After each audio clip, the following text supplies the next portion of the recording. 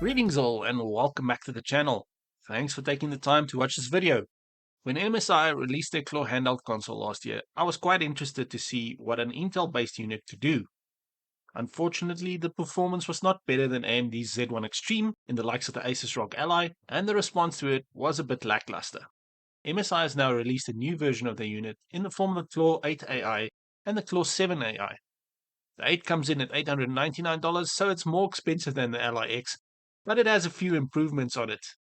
That, along with what I've seen reviewers say about the Claw 8, got me wondering whether it's worth the extra $100 more over the Ally X at $799 for a new-time buyer.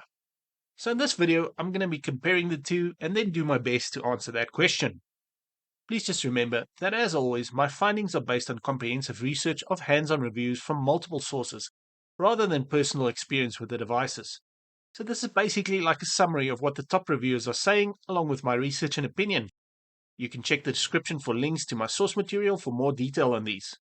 These guys really know their stuff, so I would encourage you to check them out. With that said, let's take a look at the specifications. The key hardware differences between these devices highlight their distinct approaches. The Claw's Intel Core Ultra 7 processor represents Intel's latest mobile architecture, paired with significantly more and faster RAM at 32 GB LPDDR5X that runs at 8533 MHz.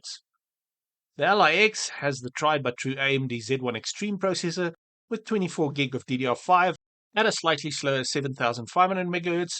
The storage options on these units are roughly the same, but the X does come with a 2280 SSD slot compared to the Claw's 2230.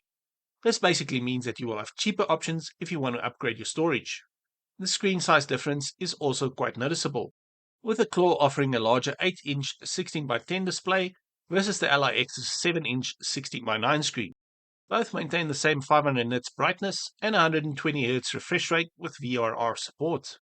The physical design differences between the handhelds significantly impact the user experience though. The Claw's larger 8-inch screen provides more immersive gaming, but contributes to its heavier weight at 795 grams. Apparently, the additional weight becomes particularly noticeable during extended gaming sessions, though the larger form factor provides better ergonomics for users with larger hands. The device features a contoured grip design with ribbed texture to accommodate different hand sizes. The Ally X, while more compact and lighter at 678 grams, doesn't sacrifice build quality. Its improved ergonomics over the original Ally include rounder back grips, an impressive D-pad, and deeper face buttons for a more premium feel. Both devices features high-quality controls, with the Claw utilizing Hall effect sensors in its analog sticks for theoretically better durability and precision. However, reviewers note minimal practical difference in stick performance during actual gameplay. When it comes to performance, metrics vary significantly across different power profiles and games, with the Claw and the X trading blows in terms of better performance. From what I've seen, I think we can finally say that Intel has produced a processor that can keep pace with AMD's offering in the handheld space, and in a lot of instances do slightly better than Team Red. You can check out Baldy, Rudy, and ETA Prime's video for a detailed breakdown on synthetic and game benchmarks. I will leave links to these in my description below. Battery life is comparable between these devices, with both achieving impressive results compared to other handheld consoles. Light gaming will produce about 11 to 12 hours at a 5-watt TDP. Medium gaming will produce about 3 to 4 hours at a 17-watt TDP. And heavy gaming will give you around 2 hours at maximum TDP. One reviewer did note that the Claw seems slightly more efficient with its use of power at lower TDP settings. Apparently, it has an exceptional standby time. But at the time of this video, the Ally X could use a 100-watt charger, whereas the Claw could only use a 65-watt charger, so the X will be able to charge faster. This may change though with firmware updates on the Claw at a later stage. One last thing that I have to note here is that reviewers did find that the Armory Crate software on the Ally X did offer slightly better control than MSI's M Center and was a little bit more stable. I don't know about you, but all this just indicates that these two units are very close in performance. So if this leaves you a bit undecided, let's look at a list of pros and cons to summarize and highlight the good and bad of each of these. The Claw 8 AI finally has comparable and sometimes better performance than AMD's offering. It has a larger 8-inch display with a higher resolution and slightly faster RAM. However, its heavier weight at 795 grams impacts extended gaming sessions. Currently, it's limited to 65-watt charging, resulting in longer charging times. It also has a less mature software interface with occasional stability issues and limited TDP control.